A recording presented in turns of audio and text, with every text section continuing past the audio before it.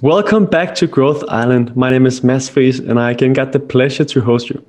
Today I got an international expert. She is an expert on longevity and health. She has written a book and coined a frame that I'll let her explain herself, but that is kind of changing people's lives around the world. She has been on Dave Asprey's podcast. She told me that I'm not allowed to eat kale, where I'm like, what? What happened to my smoothies? And we're going to talk more about mold as well. And this is an interview that could go on for hours. She granted me an hour of her time, so I will get straight into it. I got Teri Cochrane on the show. Teri, thank you so much for coming on. So lovely to be with you and your audience today. So you have a background more similar to mine, coming from the business side and then realizing that something else was up and we need to do something. Could you just give us a quick intro to how you got into the world of health? I'd love to do that. Well, I would have never guessed that 20 years ago I'd be talking to you and talking about mold and killer kale. But with my firstborn, whose birthday happens to be today, he's 27 today. Congratulations. Thank you. At the age of 3, we were told at his well checkup that to prepare for brain seizures, that he wouldn't grow past 5'4", that, he at the time he had life-threatening asthma, and for the next couple of years, his health continued to decline, even though we were availing ourselves. We live in the Metro Washington, D.C. area, so we have a lot of wonderful hospitals here and a lot of experts, but we couldn't find the right expert to understand what was happening. And he was really becoming debilitated year over year, month over month, and we would spend weeks in the hospital at a time where he couldn't breathe. And because I was working as an institutional risk manager, I ran a business unit within the multifamily division of Freddie Mac. So we're in charge of billions and billions of dollars of multifamily assets, and I was a risk manager in that regard. I applied my risk management skills to trying to find a health solution for my son because I was told he was broken and that's the way he would have to live. And so that was before the age of Google. Couldn't Google anything. So I became a very, very keen observer and incredibly curious as to why was his body doing this. So I had my day job, which was risk management for assets, and I had my night job, which was risk management for my most important asset, which was my son. And I hit a tipping point understanding that it was the foods that I was feeding him that were supposed to be healthy were actually contributing to a significant portion of his symptomology, and it was affecting his endocrine function and his immune system dramatically.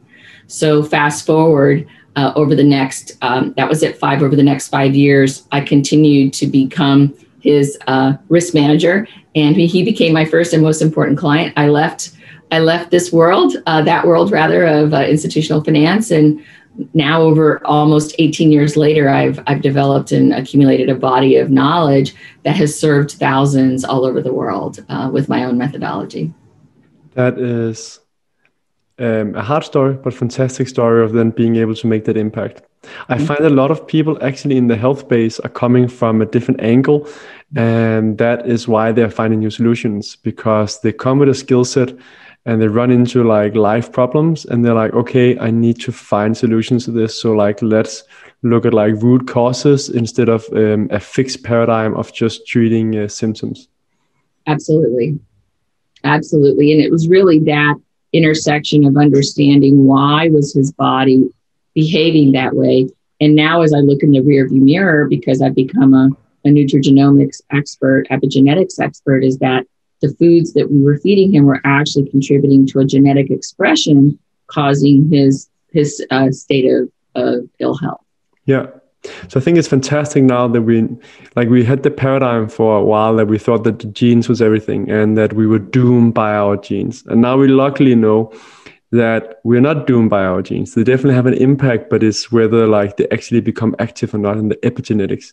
What are some of the things that you have seen in your experience? I know you're involved in Singularity University as well, and like at the forefront of this stuff. And as we talked about before, close friends with Dave as well.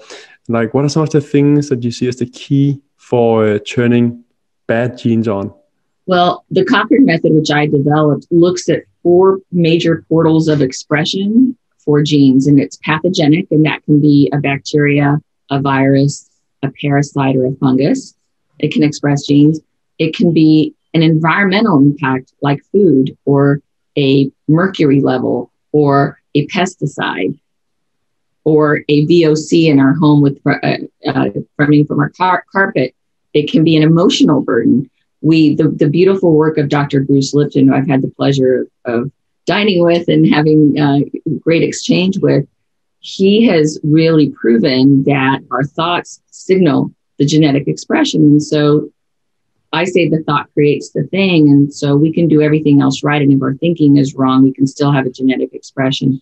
And then interestingly enough, because I work with a lot of world-class athletes, a physical impact can also cause a genetic expression, especially if it's one to the head where the pituitary is impacted and all of a sudden it's firing differently and then genetic expression ensues. So those are the 4 portals of expression, potential genetic expression under my model.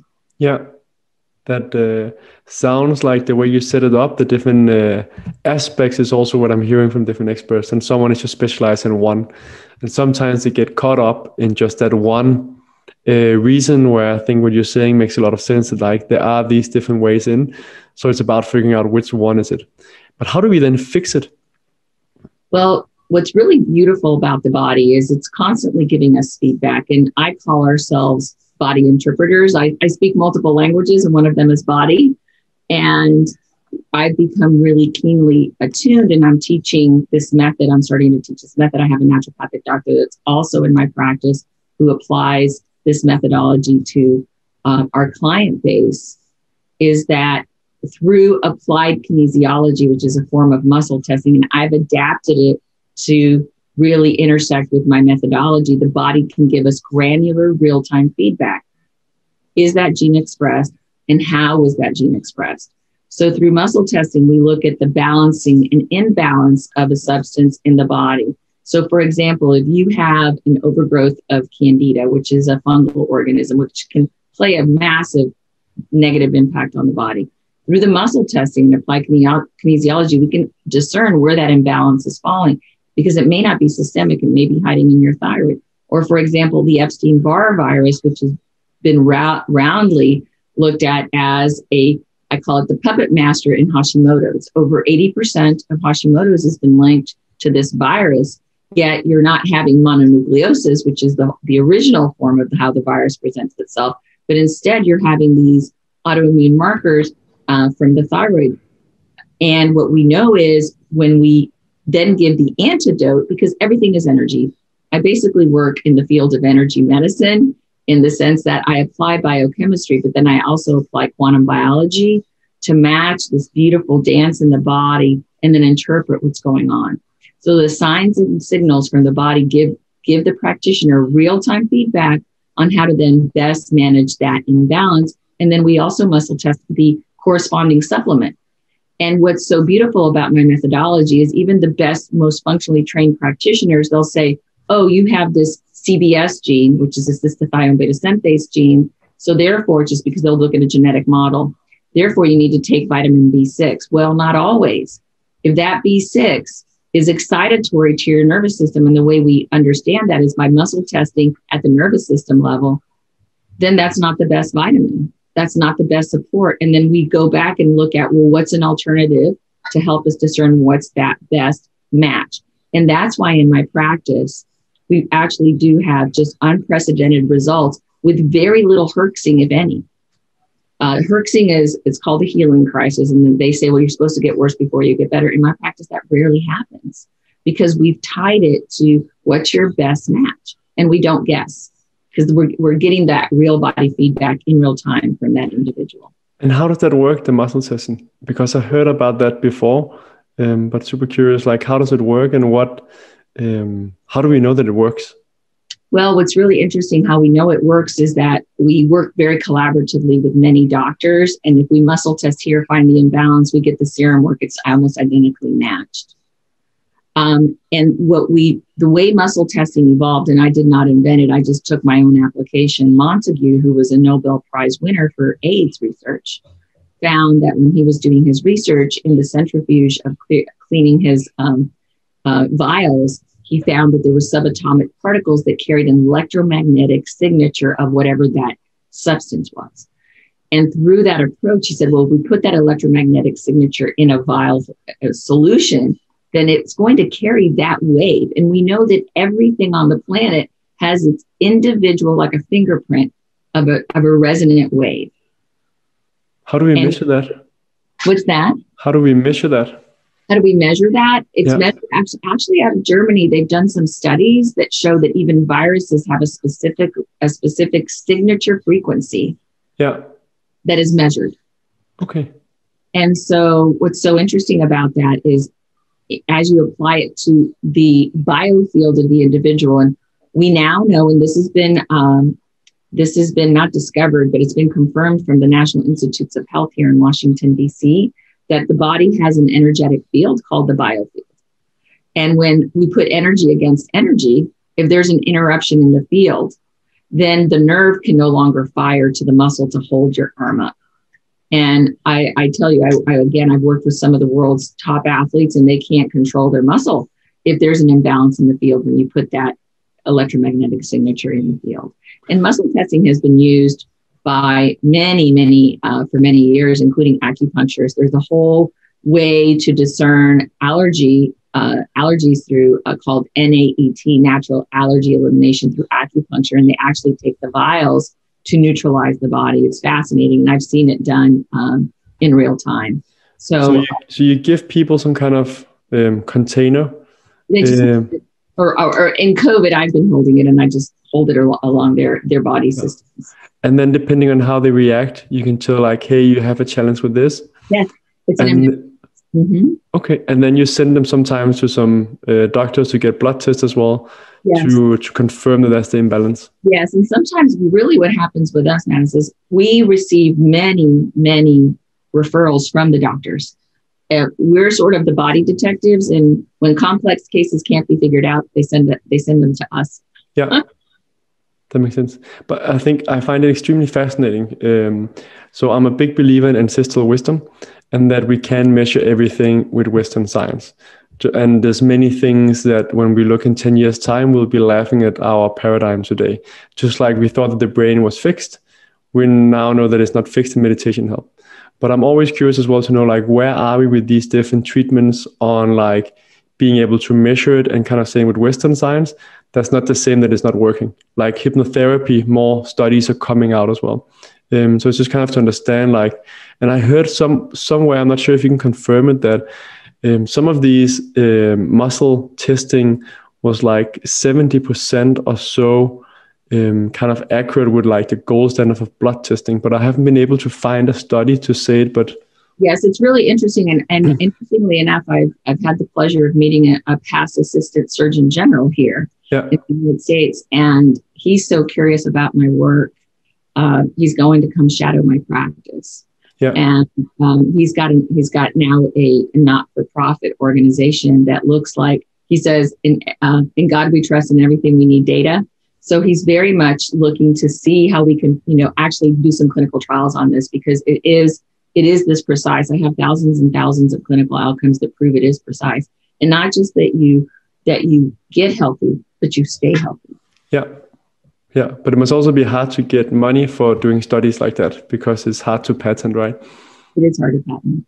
Yeah, and I think that's a challenge with many natural modalities that we know are working, but it's simply just really hard to get enough, like to do the big studies so we can say that it's working, right?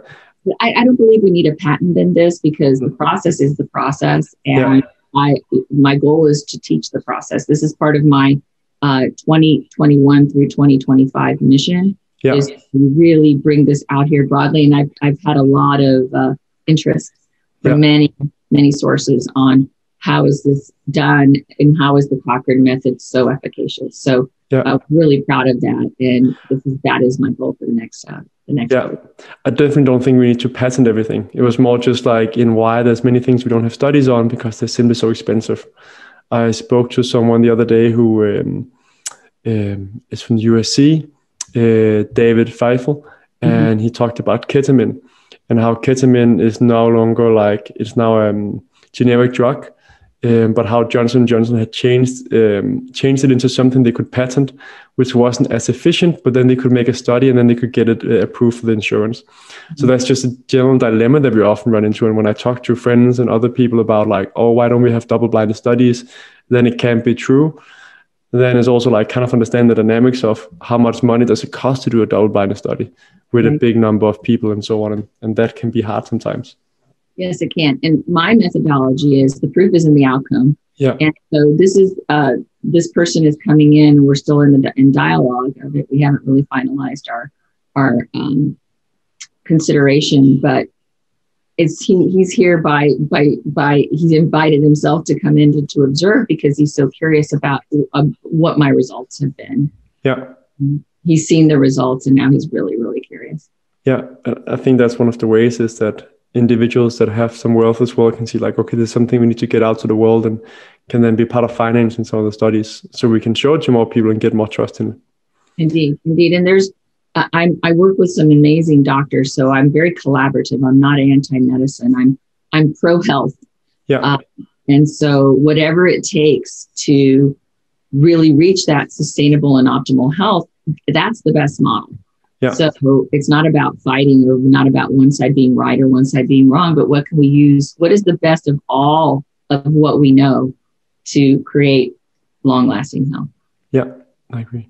So mold is something that I got very curious about because it's not something I hear on many podcasts or when I read books and so on, but that intuitively, when I heard about it first time, I was like, okay, that kind of makes sense. Why haven't I heard more about that before?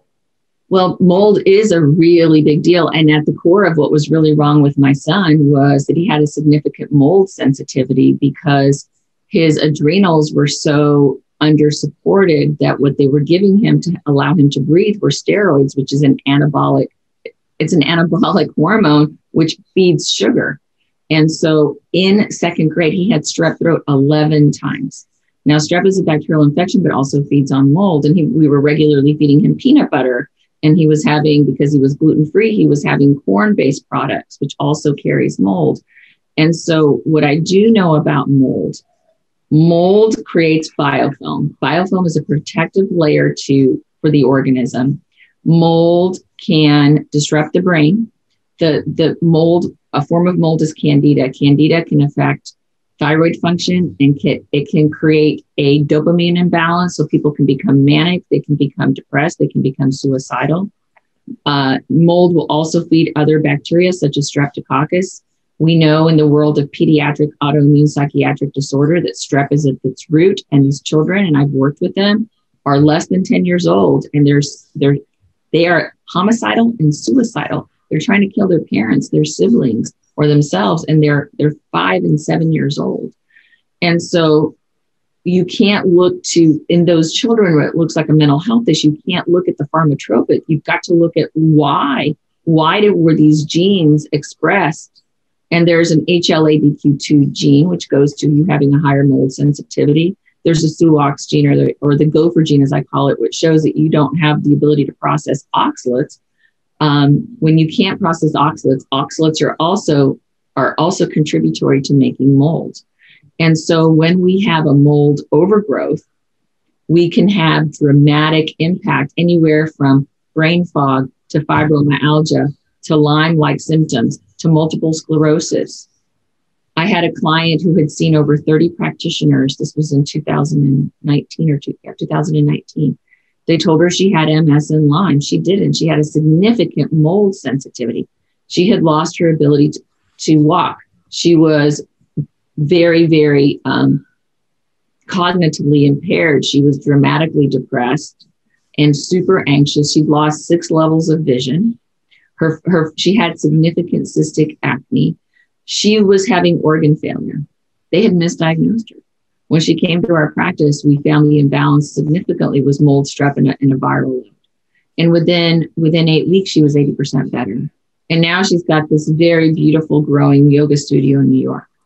And they just got it wrong. And so mold was at the root. And in fact, it was in her apartment. And she ended up throwing all of her clothes away. She just bagged it up and threw it away.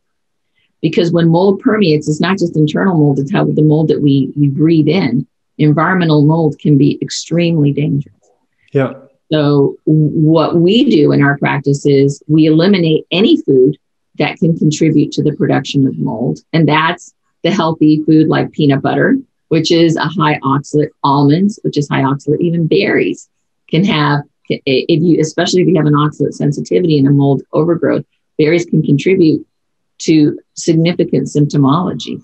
And we match your genetic blueprint to your current state of health. So if you have a high sensitivity to mold and you have all these genes that have been expressed and you're eating the wrong foods and taking the wrong supplements. So for example, mushrooms, therapeutic mushrooms are really touted in Lyme, in autoimmune because of their immune building properties, but mushrooms are a fungus. If you have a fungal overgrowth, why would you feed yourself fungus? And so that's why the granularity of how we approach the body overall is a beautiful symphony. And that's why our results are unprecedented. Yeah. So how do we first identify whether we have a mold problem? Because with many things in health, we can take a certain dose. Once that dose become too high, we need to really eliminate it, right? Yes. So how do we first figure that out? And then afterwards, like, how do we go about it? Yes. So first thing is body talk. Look at your body. Do you have warts? Have you had chronic yeast infections? Do you have chronic UTIs? Have you had chronic ear or throat infections? Do you have nail fungus or toe nail fungus? Do you have thrush? Have you had thrush? Do you have itchy ears, right? Are you sensitive to humid places? So we look at the body. That's the first telltale sign. The second thing is there are many, many reports. There's Genova Diagnostics can look to arabinose, which is a metabolite of candida. It can look to your oxalic acid levels, which show that you have mold overgrowth. There's many species of mold that can be looked at through blood or urine. And so organic acid tests, Genova diagnostic tests, there are many tests that you can undertake to discern what's going on. But we always look back to the body. The body's giving us real-time feedback. You know, if I just had a big bowl of mushrooms, a mushroom salad or a mushroom soup, and I can't think in 30 minutes, you know, or I start sneezing or I start itching, or I feel like my stomach hurts, or all of a sudden, if you're a woman and you're having discharge that's unusual, those are all indicators. And where are the most common mold coming from? I know apartments can be really big. Yes, apartments, the HVAC system, any kind of water damage, but they're also coming from our environment. We actually teach our clients to eat counter-seasonally. So here in the Washington, D.C. area, when the leaves start falling, they're full of mold. That's our mold season. And so we remove, if you want to be optimal, we remove those food sources from their diet for a while. Because why would you want to have the body have another burden that it has to metabolize? So no peanuts, no green peas, no green beans, no mushrooms, and then foods that have high oxalate loads like black beans and almonds and strawberries, those that will have high oxalate load. And even spinach is an oxalate, and killer kale. And kale. So that doesn't leave a lot of food left. Yeah. I think that's I think many listeners, when they're listening, they're like, depending on what experts you talk to, almost all food are banned, because you talk to one expert, then meat is bad. Then you talk to another one saying like grass-fed meat, then it's okay. Then rice is bad. Then rice is okay. Then greens are good, but you need to boil the greens or damp the greens. How does someone navigate in that? So this is what we do. We're experts in navigating your genetic blueprint and your current state of health. So you will eat differently over different times of the year. We have women eating differently during different times in their cycle. If women aren't generally good at metabolizing fat, then during their period and mid-cycle, we say pull off of fats, and then you can introduce them. It's a dance. And so what our mind has been set to understand and think that this is the way, okay, this is what I'm supposed to do. I can only go this way. That's wrong. That's bad thinking. this is where I am today. Today, I felt like having mango. I needed some vitamin A this morning before our talk, and I needed some eggs for good protein. Can I have eggs every day? No, because I have a sulfur sensitivity. And if I did, I would start feeling it in my joints over time. So it's this leaning in and leaning out of what is it that my body needs. And I will tell you, I've worked with children. I've been in this practice for 15 years. So I've seen children grow in my practice, and they are so astute in understanding their body. They know those that have really been in my clinic, and I graduate them, but that they come back because they want to see what's going on, not because they're sick anymore, but because they just want to get a check-in, or, they've grown and they're in puberty and their bodies have changed. But they're really great at understanding, oh, Miss Teri, I ate this and I really felt bad, but I know what the problem is. I'm just coming in for you to validate it. So it's just really fascinating. And so when we stop becoming scared of food, right? So will I never eat kale? No, I'll probably have kale in a salad, but will I make a smoothie of it first thing in the morning? Absolutely not, because it's going to kick my butt. So what I do is I navigate my best match to I call my center lane food. And then I eat around the fringe. So last night I have a sulfur sensitivity. I had broccoli. I decided I wanted to do a stir fry with some scallops and some shrimp. And I did broccoli and peppers, and I did some mushrooms. And I was fine. My body was seeking that out. And so being in tune, I also know what the season is. I also know what I'm doing in my week. So it's just really that navigation. But once you understand your genetic tendencies, you're going to say, okay, these are foods that I know I can eat most of the time. And these are foods I know that I have to be careful with, or I lean into. My liver needed some phase 1 detoxification. Broccoli is a really good source for that. So it's not being afraid, and it's not being so rigid in our thinking. And I think if we can be flexible, then the fear goes away. And also the dogma of who's right, who's wrong. I think there's right, wrong ways to be. We say, are you eating the right, wrong foods? They're right foods, but they may be wrong for you at this time. I think that makes sense. In my journey, when I've now also spoken to a lot of different experts and trying to figure out, it seems the common thread that goes is it all depends. So it depends on you. There are certain things like refined sugar, that's bad for everyone. But a few things that we don't want to put in our body. And then the other things is depending on where you are right now in your life. It also depends on the source of it. The quality, and as you're saying, does this actually have mold? Because if it has mold, then it's going to be damaging to you, where if you're getting a clean source, then it's going to be fine. And then it's not eating too much of the same thing again and again and again. Exactly. And we can have, I follow an 80-20 rule. For example, unless you're celiac and you can't have gluten, you follow an 80-20 rule. This was a long weekend here in the United States, and I had ice cream and I had some good, I had some sweets, but, and the friend of mine brought me a Snickers bar as a joke, and we shared it. And it was fine. I was fine. But it doesn't mean that you have to be afraid. And this is where the third piece of the Cochrane method, in terms of that emotional link to genetic expression. If you're afraid of something, you will be much less likely to digest that food in real time than if you embrace it and say, okay, I know this isn't my best choice, but it's a fine choice for me right now. Yep. Unless you have an overt allergy. And I will tell you, we've taken children with 52 anaphylactic allergies to food. And now I just got a picture from this little girl. She was surrounded by her nuts that she previously, if she were in company with, would be anaphylactic to. So the body can do anything. We just have to be smart about it. So I think that's quite fascinating as well. Like I did the IgG4 blood test in regards to figuring out food intolerances. Mm-hmm. And my doctor told me that this is a food intolerance. That means that it's not something that's for life, but you need to keep a break from it. And then you can try and reintroduce it slowly, but you don't want to have too much of it. Mm-hmm. How do you navigate that if you're not doing a blood test? Or do you also do the IgG4 in your clinic, or? We can so we've been working with, her name is Liliana, and I've never seen a child that is anaphylactic to so many things. I've been working with her since she was 10 months old. She just turned 10. Yeah. She was a reject from Children's, from Hopkins, from all the big hospitals here in DC and beyond. And we found out that at the root, she had a massive staph issue. It was all fungal for her. And that was tripping all her genes that made her not able to detoxify. And so year over year, we would make her body stronger. And then now she actually went to a clinic in California with our work together to microdose in a very, very safe setting. And she just came back and she's pretty much graduated.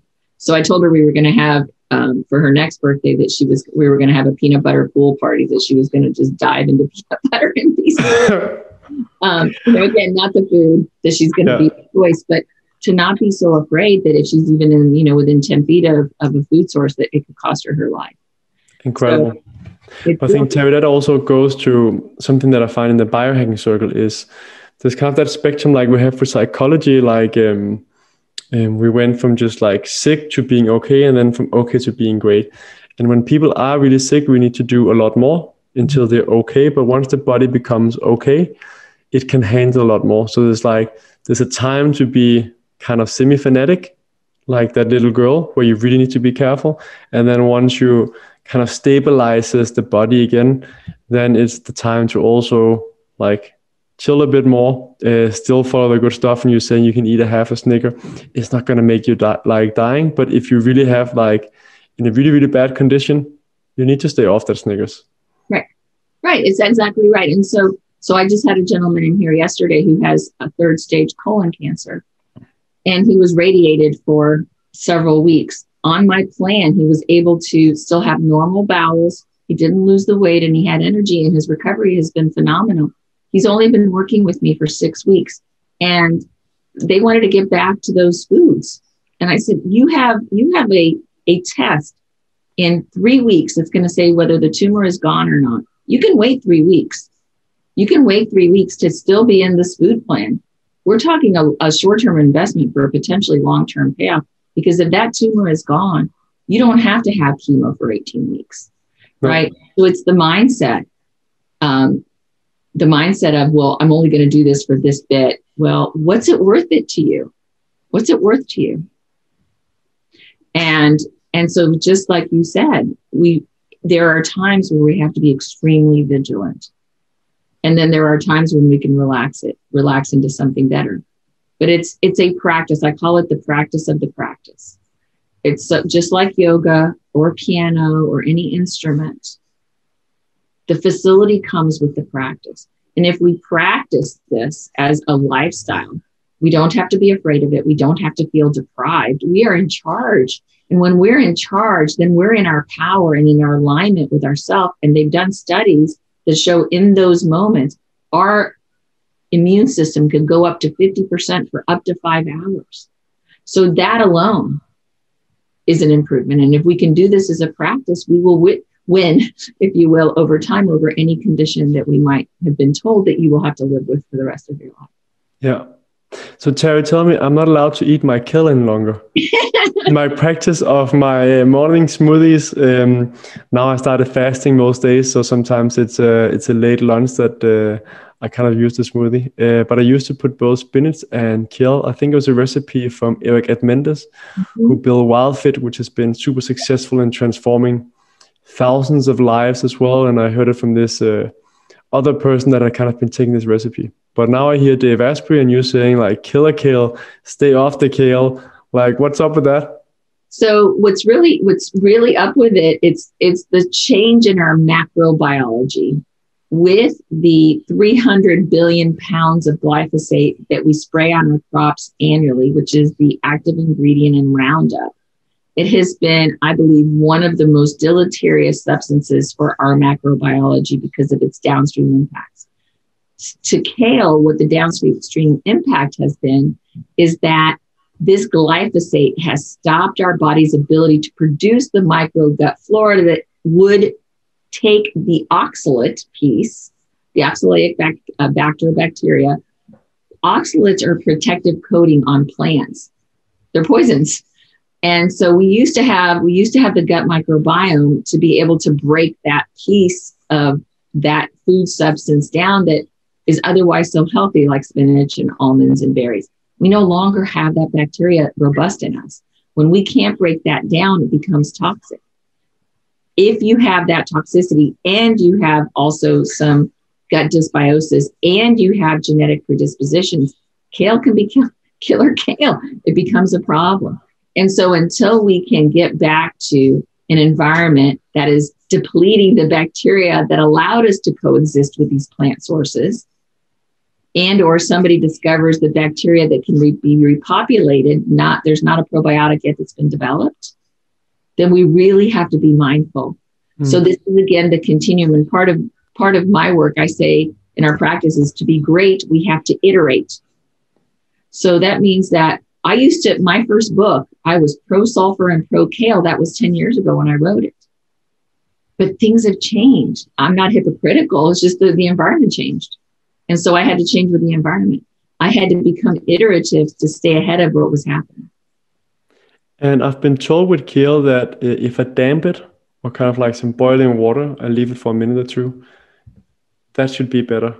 It's still not for me. And I've had kale smoothies. For me, it really isn't a good choice. So I put cilantro in my smoothies instead. Okay. And that seems to be better. For me, it is, for sure.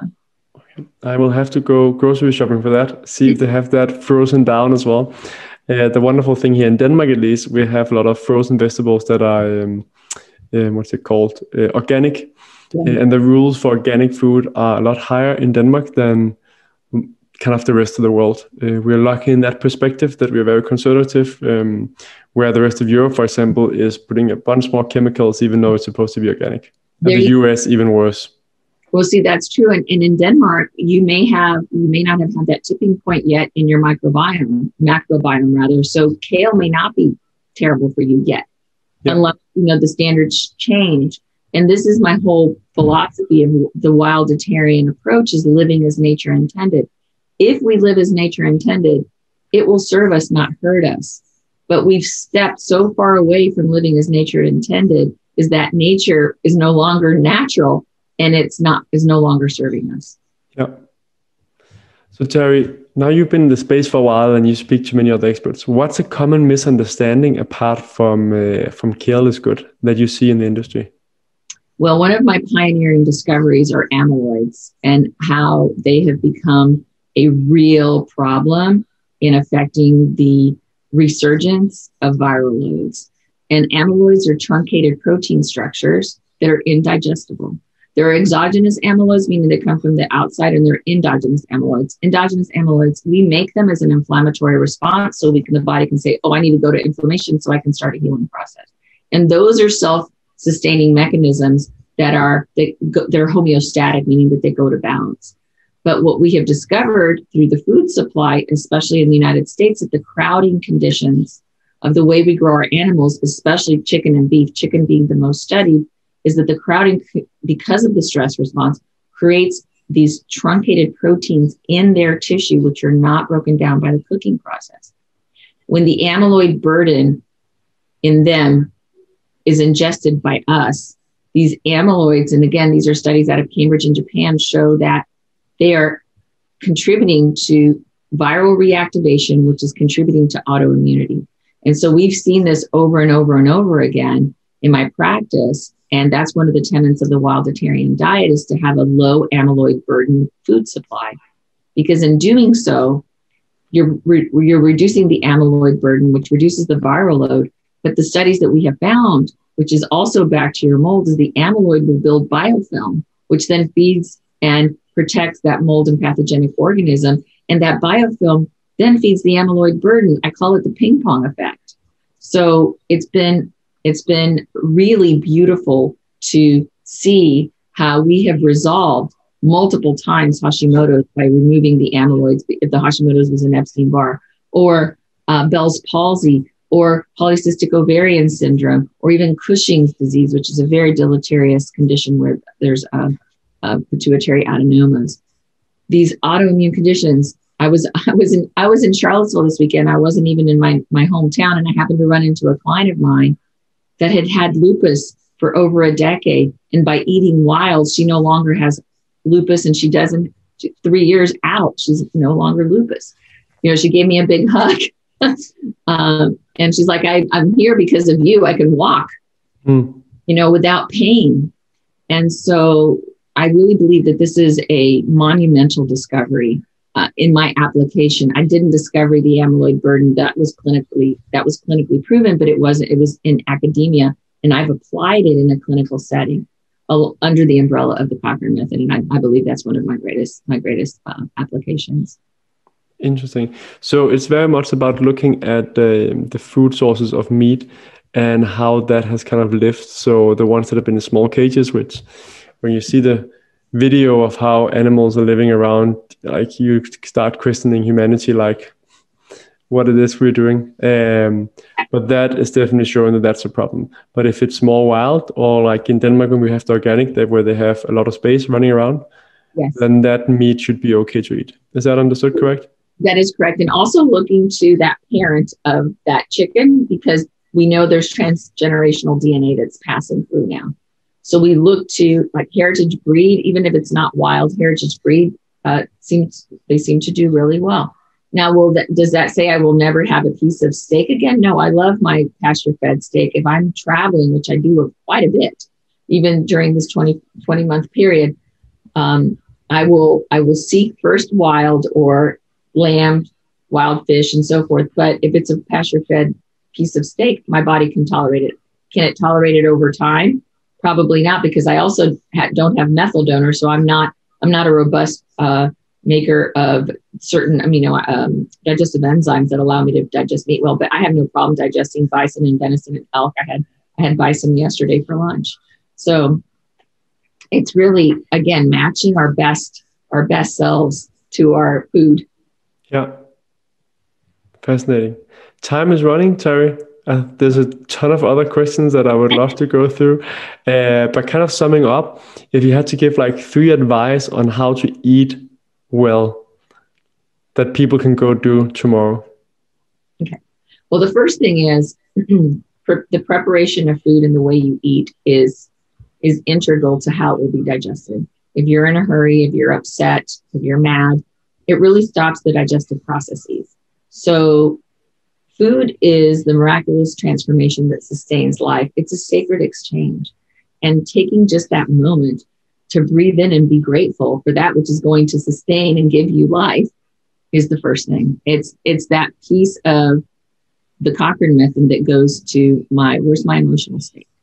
Yeah. And so I want to be really at peace with my food and honor it. The second thing is really start paying attention to your body. You don't have to be a biochemistry expert like me to understand what is your body signaling. If you have a meal and you feel tired 40 minutes later, that's a sugar imbalance. Or if you feel hungry right after you've eaten, your satiety feedback loop is off.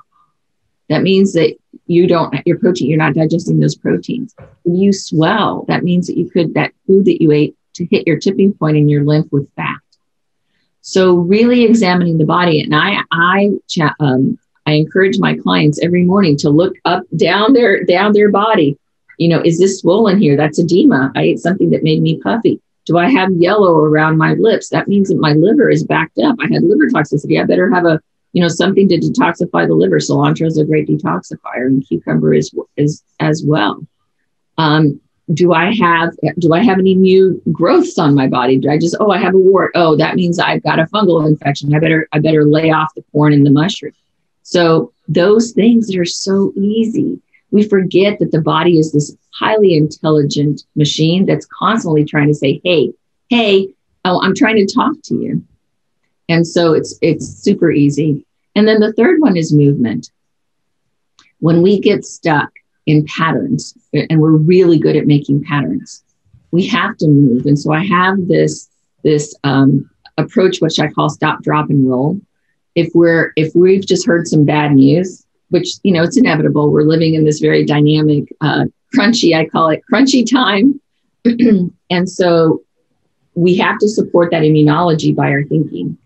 And so it's not to say that we can't be sad, upset, fill in the blank, but let it pass. And the best way I know to let it pass and actually transmute into something else is stop, interrupt the broadcast, drop it, literally like take it out of your field by movement. And that can be running, walking, stretching, yelling, but you have to move the energy through and then roll into something that's higher frequency. What made you happy? What brings you joy? Put on a song and start dancing. Think about a moment that you had a week ago where you're reflecting on something that brought you some joy or some peace. It's a very powerful approach, and it can be done in real time, and you need nothing. Beautiful. I love those advice. And the last thing is something that I definitely try to do a lot myself. So yeah, thank you, Teri. Teri, where can people find out more about you? If someone is like, okay, I need to know more about this former banker who is now changing lives all around the world and have like thousands of patients and build a framework, and yeah, where can people? I have two websites. TeriCochrane.com is my practice and where we have our supplements. Amazon.com for my book. The Global Sustainable Health Institute is a company I launched last year that really speaks to my teaching methods and how we bring this to the world at scale. I'm on all social media. We're here to inform. And so every social media platform we're on, but we invite you to really look at our website. On the Teri Cochrane website, under the search bar, you can put in most any search word, and we are a plethora of free information. And we invite you to just keep seeking and striving to understand yourself so that you can better be on the planet. Wonderful. I'll make sure to link to all the social media accounts as well and the website so people can find it easily here in the show notes as well. Wonderful. It was a great pleasure. Thank you so much for coming on, Teri. Thank you.